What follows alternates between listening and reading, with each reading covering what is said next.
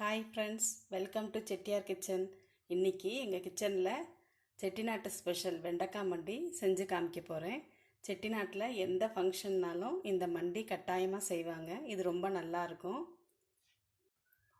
இப்போ மண்டி எப்படி செய்கிறதுங்கிறத பார்க்கலாம். வெண்டைக்காய் மண்டி செய்கிறதுக்கு 1/4 கிலோ வெண்டைக்காய் கட் பண்ணி எடுத்து வச்சுருக்கேன். சின்ன வெங்காயம் 15லேருந்து 20 வெங்காயம் எடுத்துக்கோங்க. பச்சை மிளகா 4 மிளகா இது மாதிரி குறுக்க கட் பண்ணி எடுத்துக்கோங்க. பச்சை மிளகா காரம்தான் இந்த மண்டிக்கு. எலுமிச்சை அளவு புளி எடுத்து ஊற வச்சுருக்கேன். இந்த தண்ணி அரிசியை கழுவிட்டு அந்த தண்ணியை வடிகட்டி எடுத்து வச்சுருக்கேன்.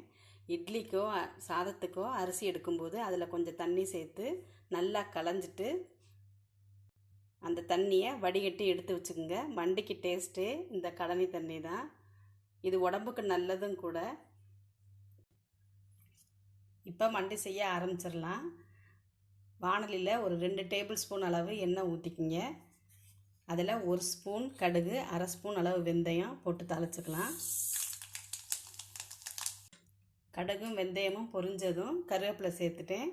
இப்போ அதில் நறுக்கி வச்சுருக்க பச்சை மிளகாயை போட்டு முதல்ல நல்லா வதக்கிக்கலாம். பச்சை மிளகாய் சேர்த்ததுக்கப்புறம் நீங்கள் மூடி வச்சுருங்க, ஏன்னா பச்சை மிளகாய் வெடிக்கும். பச்சை மிளகாய் நல்லா வதங்கினதுக்கப்புறம் வெங்காயம் சேர்த்துக்கலாம். பச்சை மிளகாய் இந்த மாதிரி நல்லா வெள்ளையாக கலர் மாறினதுக்கப்புறம் நான் அதில் வெங்காயத்தை சேர்த்துட்டேன். வெங்காயம் நல்லா வதங்கி வரட்டும். இப்போ வெண்டைக்காயை சேர்த்துக்கலாம்.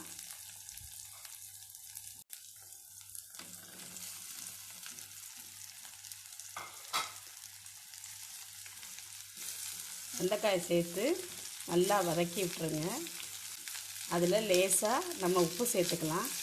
அப்போ தான் சீக்கிரம் வெண்டைக்காய் வதங்கிடும், கலர் மாறாது.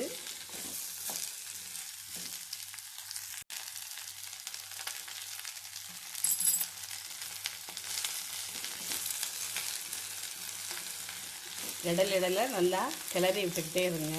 இந்த சம்மர் டைமில் வெரைட்டி ரைஸ் கொண்டு போனால் நம்ம கொஞ்சம் ட்ரையாக இருக்க மாதிரி இருக்கும், தண்ணி நிறையா குடிக்கணும் போல் இருக்கும். இந்த தயிர் சாதம்னா நல்லா ஃபில்லிங்காகவும் இருக்கும், நல்லாவும் இருக்கும் சாப்பிட்றதுக்கு. இது வதங்கி வரட்டும். ஒரு மூடி வச்சு மூடி தீய சிம்மில் வச்சுருங்க. இடையில நல்லா கிளறி விடுங்க. வெண்டைக்காய் நல்லா வதங்கி வந்துருச்சு.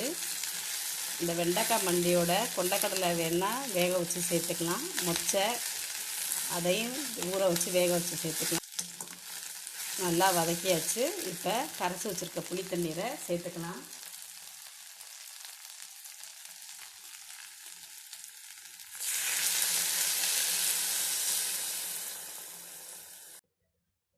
புளித்தண்ணீரை சேர்த்ததுக்கப்புறம் 1/2 ஸ்பூன் அளவு உப்பு அதில் சேர்த்துக்கிறேன். ஏற்கனவே உப்பு அதில் போட்டிருக்கோம், அதனால் உப்பு 1/2 ஸ்பூன் போட்டால் போதும். இப்போ நல்லா கொதித்து காயெல்லாம் வெந்து சேர்ந்து வரட்டும். ஒரு மூடி வச்சிடலாம்.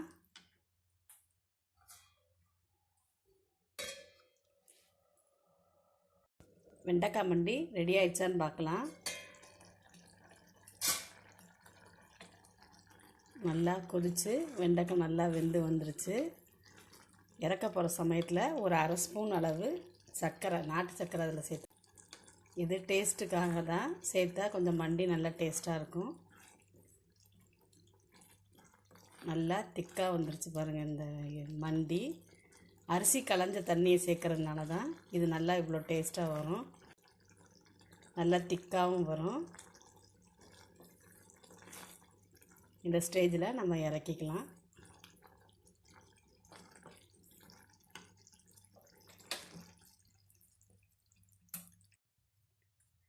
வெண்டைக்காய் மண்டி இப்போ ரெடி ஆயிடுச்சு. இது தயிர் சாதத்துக்கு நல்ல காம்பினேஷனாக இருக்கும். நான் இதில் மொச்சை கொண்டக்கடலை எதுவும் சேர்க்காமல் வெறும் வெண்டைக்காய் மட்டும் சேர்த்து செஞ்சுருக்கேன். இதுவும் நல்ல டேஸ்ட்டாக இருக்கும். நீங்கள் எல்லோரும் ட்ரை பண்ணி பாருங்கள். இந்த வீடியோவை லைக் பண்ணுங்கள், ஷேர் பண்ணுங்கள், உங்கள் கமெண்ட்ஸை பதிவு பண்ணுங்கள்.